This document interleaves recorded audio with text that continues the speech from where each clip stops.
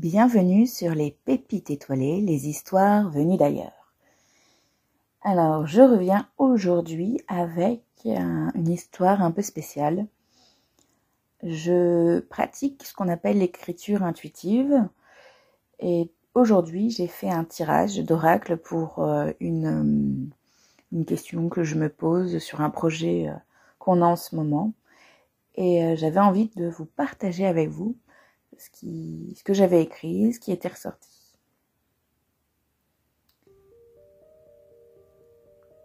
« 30 décembre 2021. Je viens de faire un tirage d'oracle pour mon projet. Mais pourquoi ai-je besoin de faire un tirage? Qu'est-ce que ça m'apporte?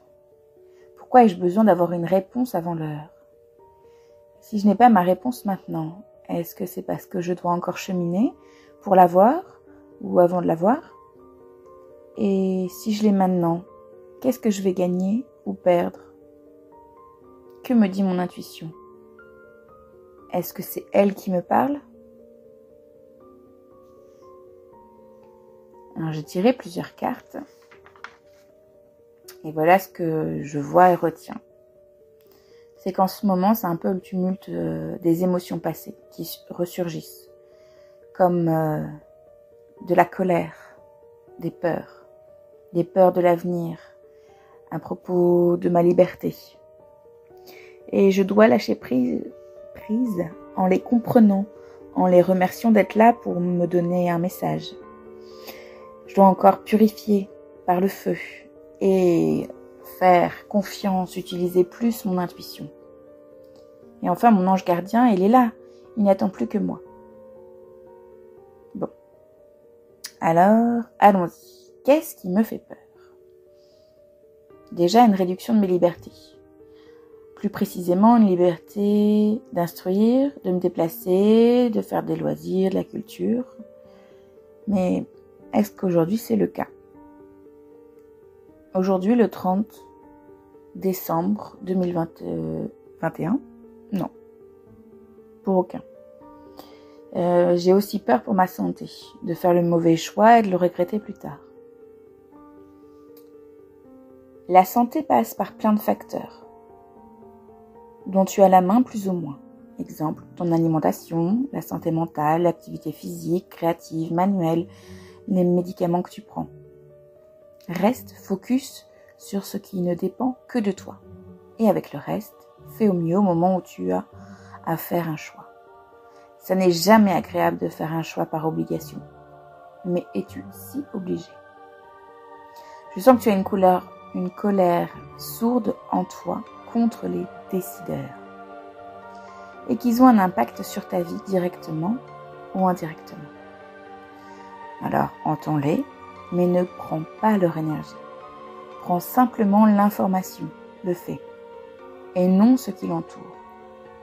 En quoi cette information est pertinente pour toi? Si elle ne l'est pas, ne l'écoute pas. Quelque chose t'énerve, te rend légitimement en colère? Alors, utilise-la pour toi, pour t'améliorer en prenant cette information et en l'intégrant pour montrer l'exemple, comme tu peux. Alors oui, c'est bien d'être un colibri, mais on n'a jamais cru que seul le colibri allait éteindre le feu de la forêt. Et peut-être qu'il n'y aura pas assez de monde pour éteindre ce gros feu. Mais il va peut-être y avoir quelque chose d'autre qui va en sortir de ce feu, que tu ne voyais pas. Peut-être que comme de nombreuses personnes ont vu ce que le feu a fait, a détruit, ils viendront t'aider la prochaine fois. Mais être un exemple, ça peut être très fatigant et lourd à porter. Alors, au lieu d'être un exemple pour les autres, fais juste de ton mieux en fonction de ce qui est important pour toi, en fonction du temps, de l'énergie, de tes ressources. Alors, dis-moi qu'est-ce qui est important pour toi. Ce qui est important pour moi, c'est de voir mes enfants épanouis, de leur donner des bons bagages pour être de bons humains pour eux, pour les autres et pour la nature. Je me le souhaite aussi pour moi ainsi qu'à mon couple. Dans l'idéal, ce serait que l'on vive en harmonie avec la nature. En y allant à mon rythme mais en avançant malgré tout, même si c'est lentement.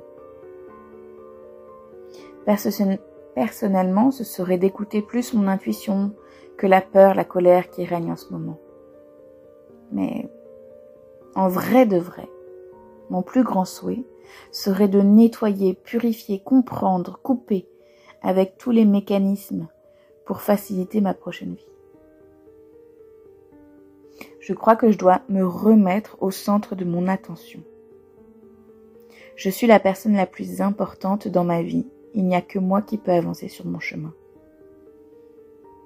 Je ne sais pas s'il est encore long ou pas, combien de temps je vais mettre pour le parcourir, ou les événements que je vais vivre, mais je me dois de toujours avancer pour le découvrir.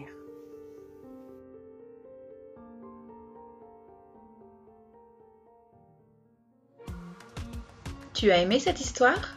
Alors, dis-le-moi avec des étoiles, des j'aime et des partages sur tes réseaux préférés et abonne-toi pour découvrir d'autres pépites étoilées, des histoires venues d'ailleurs.